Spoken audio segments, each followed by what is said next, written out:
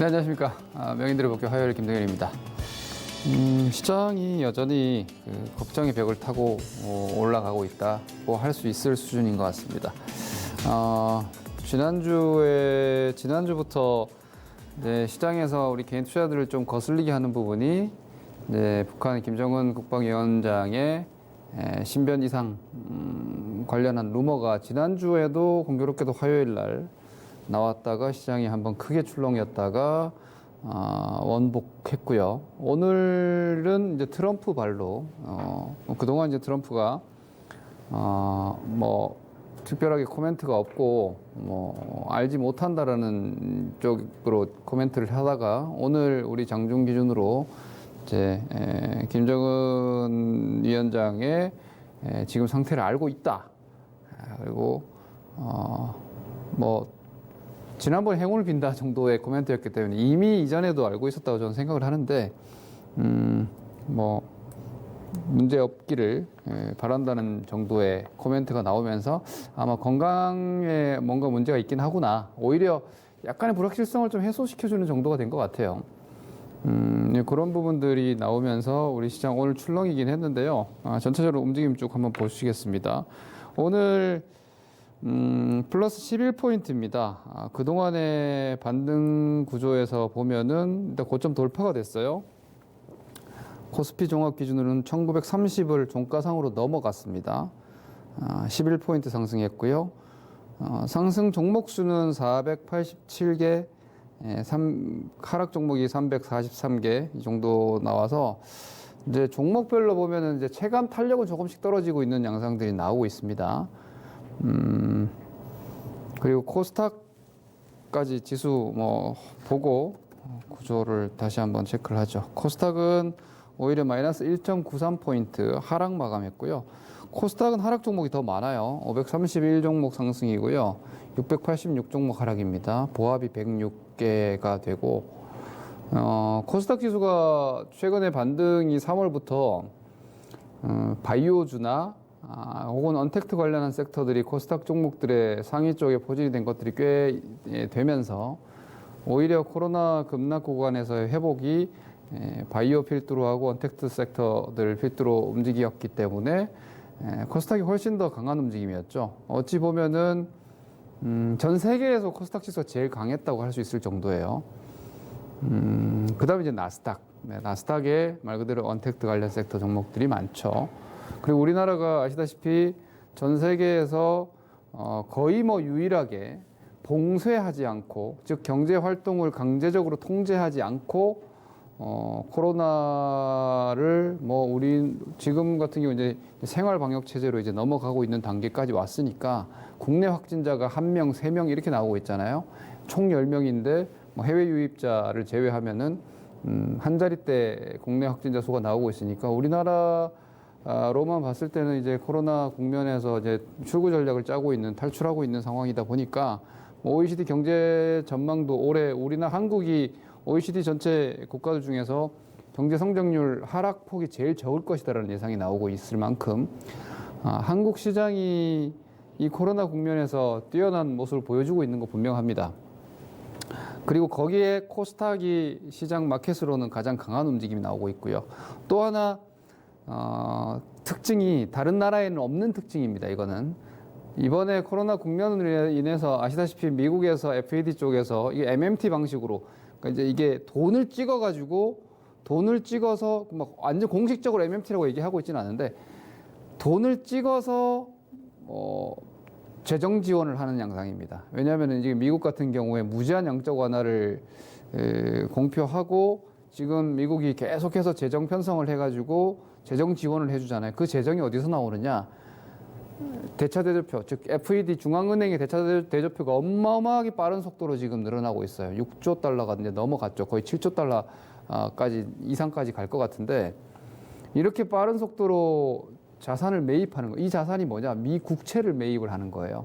미 국채를 매입을 한다라는 것은 미국이 지금 발행 시장에 정확하게 데이터가 나오고 있지는 않은데 정부에서 채권 발행을 하는 거를 중앙은행이 사주는, 그 중앙은행이 돈 어디서 나느냐?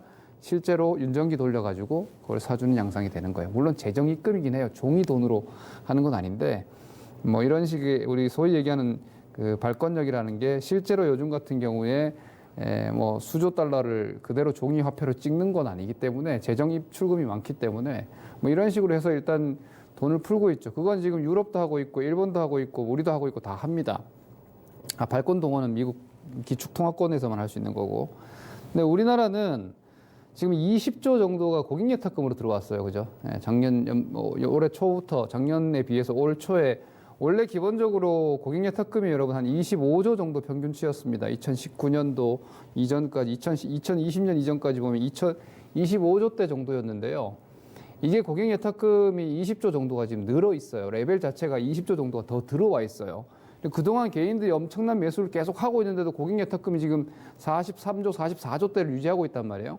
원래 한 25조대였으니까 한 20조 정도가 여전히 증시 매수 대기 자금으로 고객예탁금은 증권계좌에 들어와 있는 거란 말이에요. 증권계좌에 예탁 자산으로 지금 잡혀 있는 겁니다. 현금 자산으로.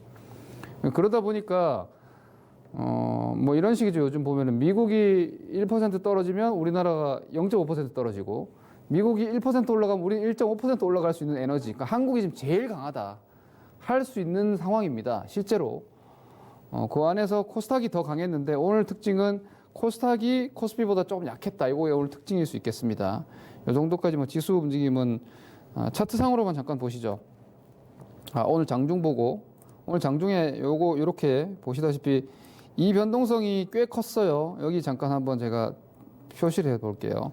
오늘 1940포인트대까지 아침에 분위기 좋았습니다. 아침에 분위기는요. 이게 갭상승해서 60일선 갭상승이잖아요. 상당히 강한 상승이거든요. 60일선 갭상승해가지고 밀고 그냥 뭐 한 1900, 한 5, 60까지 밀고 올라갈 수도 있는 분위기였거든요.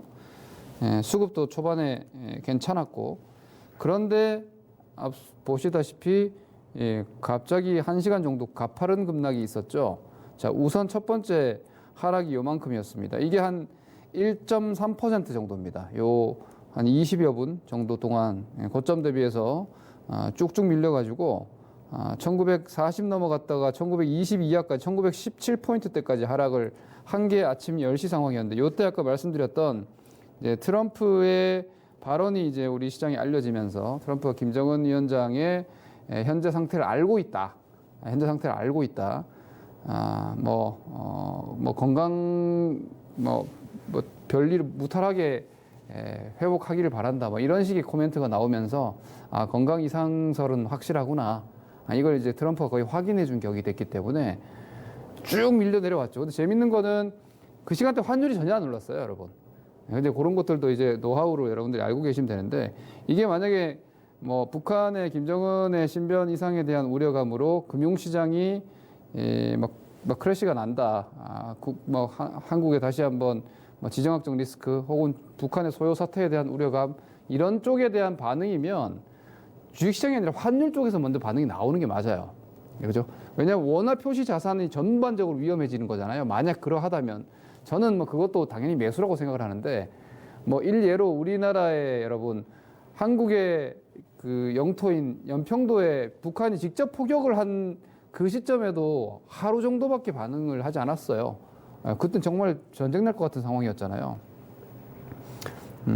그래서 뭐 이 분위기 자체는 일단 뭐 실질적으로 김정은의 신변에 이상이 있어서 북한의 향후 지도 체제나 이런 부분들의 불확실성이 좀 생긴다면 우리 시장이 좀 출렁할 수 있겠지만 먼저 말씀드리면 출렁할 수 있겠지만 거긴 매수 기회가 맞아요. 그 출렁임이 있다고 해서 지금 고객예탁금이 빠져나가지는 저는 않을 거라고 봐요. 이 고객예탁금은 예금 자산까지 지금 줄어들면서 들어오고 있단 말이에요. 우리나라 예금 자산 엄청 많은 거 아시죠? 부동산 쪽에 이게 고객예탁금이 들어오고 증시의 매수가 더 강화되고 있는 시점을 보면 총선 결과 나오고 나서 제가 판단했을 때는 총선 결과를 보고 내후년 대선까지 생각을 한다면은 현 정권의 부동산 정책은 계속될 가능성 혹은 차기 정권까지 갈 가능성이 되게 높지 않나 싶어요. 그걸 시장이 반응한 것으로 저는 이해하고 있어요. 금융을 완전히 다 부동산 관련한 파이낸싱 자체를 다 묶어버렸으니까, 완전히 다 거의 중단시키다시피 해버렸으니까 실수요자 1주택자도 지금 주택 대출이 까다로워진 정도의 수준이기 때문에 돈이 주식시장밖에 갈 데가 없어요. 그리고 우리나라 밸류에이션도 그렇고, 그리고 지금 들어오고 있는 이 유동성의 스타일로 봐서는 만약에 이유가 뭐든 간에 시장이 출렁거리잖아요. 그럼 돈 더 많이 들어올 거예요. 그래서 기본적으로 중장기 구조 자체는 우리 시장은 코로나 관련해서도 한국은 일단은 물론 우리나라 수출 기업들이 대부분 이제 큰 산업들 다 짊어지고 있기 때문에 유럽이나 미국이나 이런 쪽 경제 정상화가 좀 돼야지 실질적으로 시장과 주식들이 다 정상화가 되겠지만, 국내 내수나 요즘 언택트 얘기 계속 나오고 있다시피 이런 쪽의 움직임은 계속 될 수밖에 없다. 이렇게 일단 기본적으로는 가닥 잡고 보시되, 단기 흐름상으로는 오늘 이런 움직임이 있었는데 결과적으로 보면은 60선에서 양봉으로 잡아놓은 결과입니다, 여러분. 이렇게 좀 확대를 해서 한번 보시면은 이렇게 지금 요 초록색 선입니다. 여기가 지금 60선인데요. 여기가 60선, 지금 60선 지수가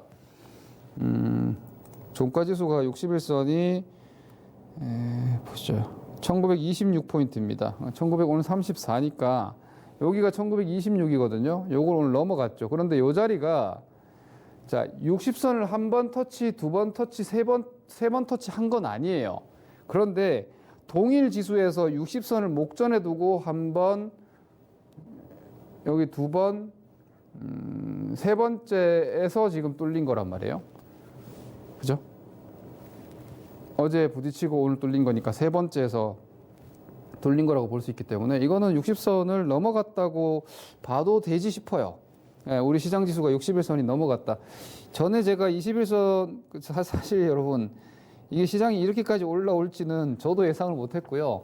결과적으로 엄청난 V자 반등이에요. 그죠? 이렇게 경제가 코로나로 인해서 글로벌 경제가 폭망할 수밖에 없는 상황인데, 제가 지난번에 기억나시나요? 20선 돌파했다. 그럼 다음에 60선 공간이다. 그때 60선 너무나 멀어 보였어요. 결과적으로는 60선까지도 소화를 하고, 여기 20선 소화했죠. 여기 60선 소화하고 지금 넘어가요. 다음 공간은 120선이거든요. 다음 공간 여기에요. 네. 그리고 기본적으로 5일선은 몇 번씩 넘나들지만 한 11선 정도 라인으로, 원래 여러분 기다리는 조정이 오지 않는 패턴이 대부분 11선 패턴이 많이 나옵니다. 예, 이렇게 완만하게 쫙 올라가는 이런 반등들이 대체로 11선 위주로 많이 나옵니다. 이번에도 지금 보시다시피 여기 11선, 5일선은 몇 번씩 왔다 갔다 했습니다. 장중으로 깼다가. 이 11선 기준으로 가고 있죠. 이런 식으로 120선까지 이렇게 가도 사실 이상할 건 없어요. 기술 구조상으로는 갈 수 있는 흐름이 되어 있어요. 그래서 오늘 제가 볼 때는 60선 넘어가지 않았나, 60선 넘어갔다고 보는 게 옳지 않나 싶습니다. 그러면은 여기 갭이 있잖아요. 여기가 1985예요. 네, 여기가 1985거든요. 1985가 갭의 스타트 라인이고, 완전히 갭 소멸하는 자리까지가 대략적으로 한 2040 정도 될 거예요. 여기까지 과연 가줄까? 한번 봅시다. 일단 60선 넘어갔기 때문에 다음 공간 여기가 보이는 건 맞아요.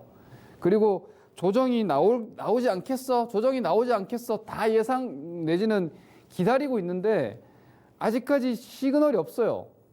예, 단기 5일선 정도 몇 번씩 이탈했다가 여기서 수렴했다가 다시 올라가고, 여기서 수렴했다가 다시 올라가고, 기다리는 가격 조정은 주지 않고 기간 조정 주고 11선 밟고 올라가고, 기간 조정 주고 11선 밟고 올라가고, 또 기간 조정 주고 11선 밟으면 이거 이렇게 치는 거예요.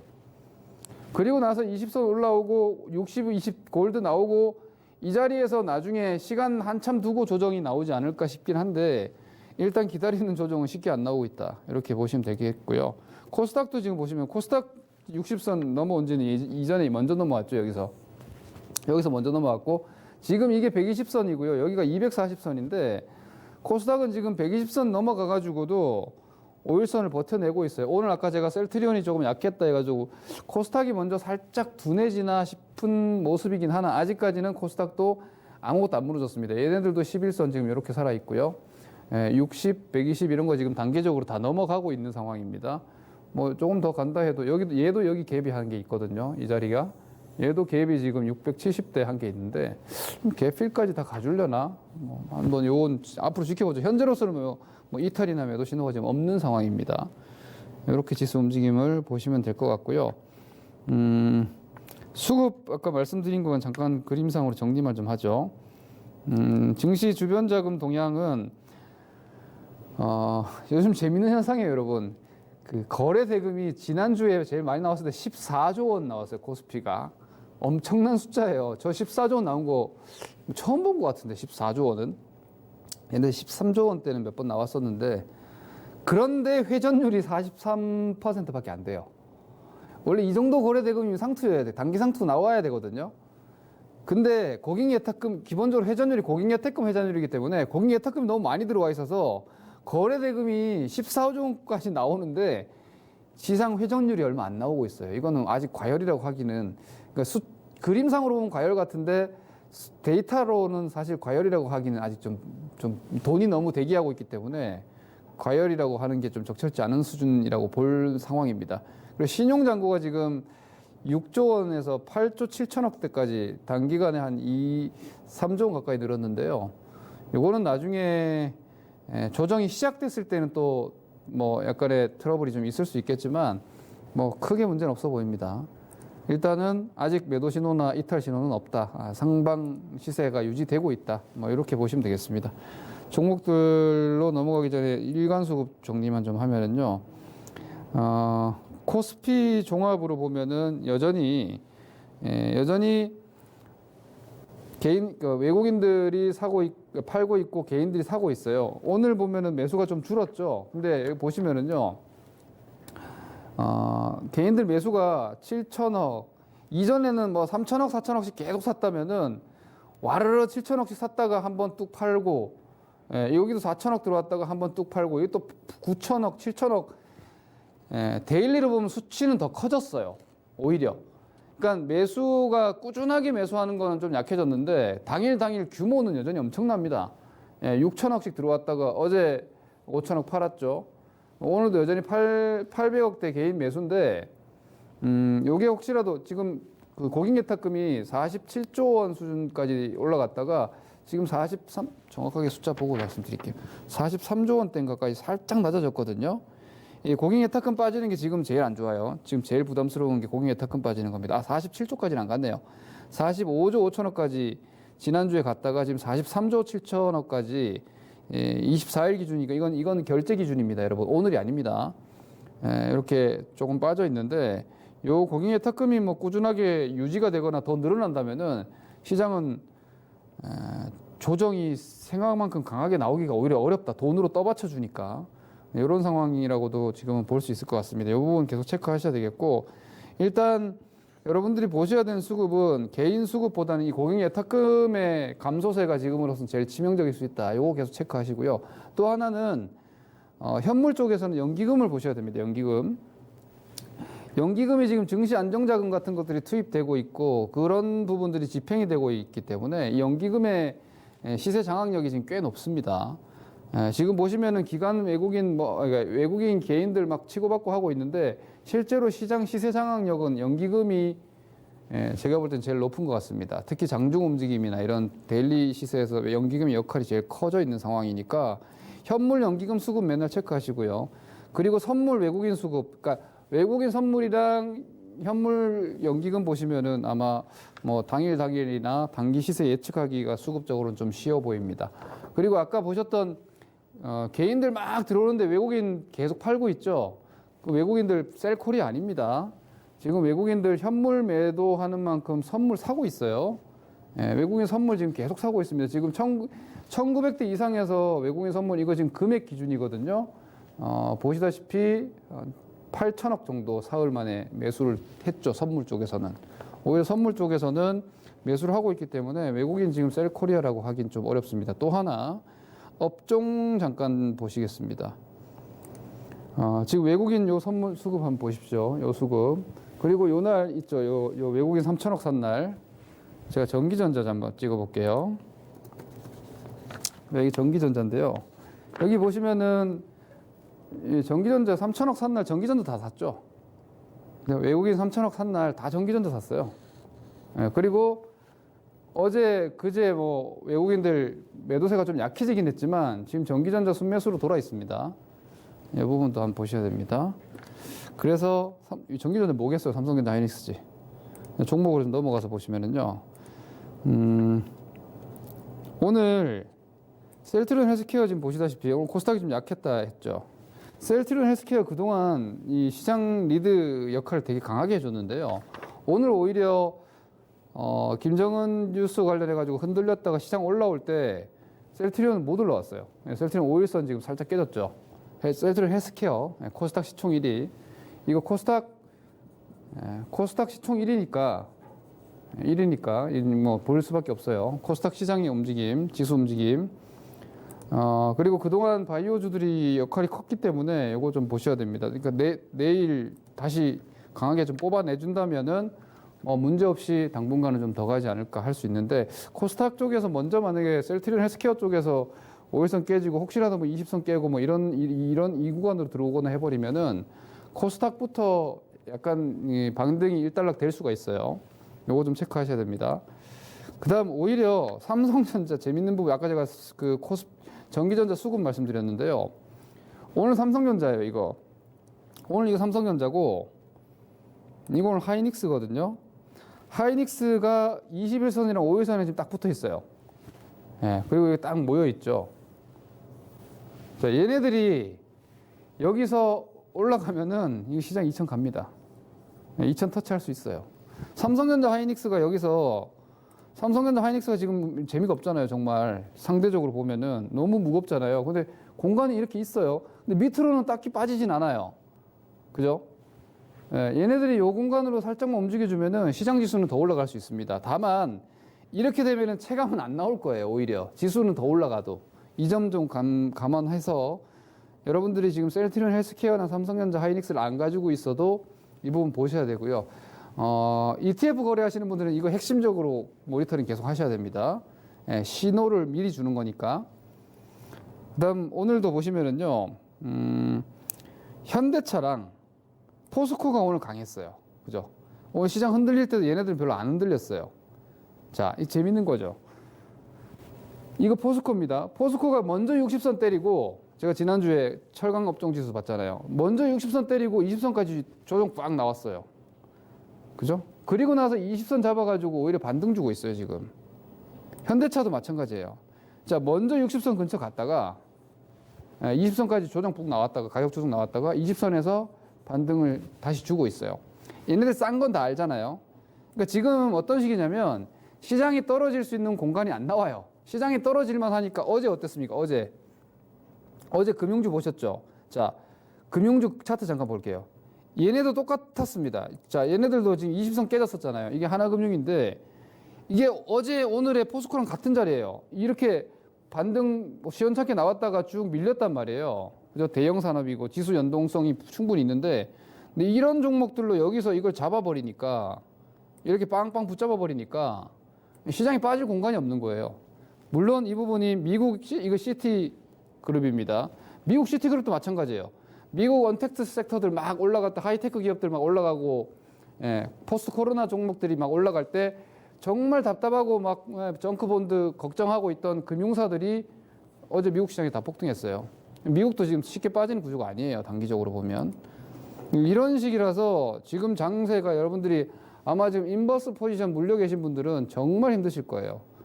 뭐 그럴 수밖에 없어요. 아직까지는 좀 더 흐름이 이어질 개연성이 있는데 언제가 될지 어디가 될지는 모르겠지만 이런 흐름들이 있다 보셔야 되겠고요. 그리고 언택트 관련 sek터들은 가만히 보면 이제 슬슬 좀 약해지고 있습니다. 네이버랑 카카오, 여러분 대형주 쪽에서 이쪽이 주도주입니다. 이제 앞으로 제가 이 얘기는 자주 말씀 안 드리겠습니다. 이쪽이 주도주입니다. 네이버, 카카오 이쪽은 지금 단기 과열에서 약간 매물 소화가 좀 필요한데요. 이쪽보다는 이건 막 대형 주도니까 막 크게 안 흔들릴 거고, 뭐 여러분들 뭐 아주 좋게 봤던 5G 같은 종목도 지금 포스트 코로나 쪽에서 어느 정도 포지션이 있잖아요. 다만 4월 초만큼 그렇게 시원시원하진 않다. 시세가 좀 무거워졌다.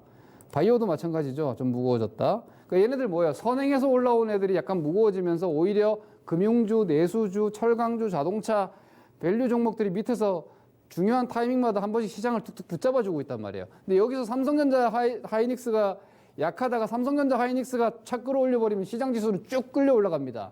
근데 거기서 종목들은 많이 안 움직일 거예요. 그렇게 되면은 지수가 어느 정도 고점이 만들어지지 않을까 싶어요. 지금 일단 그 그림으로 그 구조로 가고 있다라는 점 정도 이해하고 보시면 될 것 같고요. 내일 거래되면은 이제 목금 토일까지 월요일까지 휴장인데요. 이 휴장 기간 동안 미국에서 FOMC가 있고 ECB 정책 회의가 있고 애플 실적 발표 그리고 뭐 엑슨모빌 실적 발표 이런 게 쭉 있는데 너무 예민하게 보실 필요는 없을 것 같아요. 뭐 그 기간 동안 뭐 아주 미국 시장에서 큰일 나지는 않을 것 같습니다. 그래서 일단 그냥 보이시는 대로 가시고요. 삼성전자 하이닉스 연동성이 좀 강화가 된다. 요점. 그리고 종목별 차익 매물, 경계 매물 나오고 있으니까 개별적으로는 이거 관리하시라는 거예요. 시장과는 좀 지수랑은 좀 별개로. 그리고 언택트 온라인 특히 섹터는 장기 주도주로 지금 구축되고 있는 걸로 저는 판단합니다. 요즘 계속 체크하시고 1900 이상에서는 막 종목들이 막 빠르게 반등하는 건 이제 마무리됐다고 보시는 게 맞아요. 시장은 좀 더 지수가 더 올라가더라도 이렇게 보시고 내가 길게 갈 건지 전술적으로 움직일 건지 결정하시면 될 것 같습니다. 네, 연휴 편히 쉬시고 다음 주에 뵙겠습니다. 감사합니다. 김동현입니다.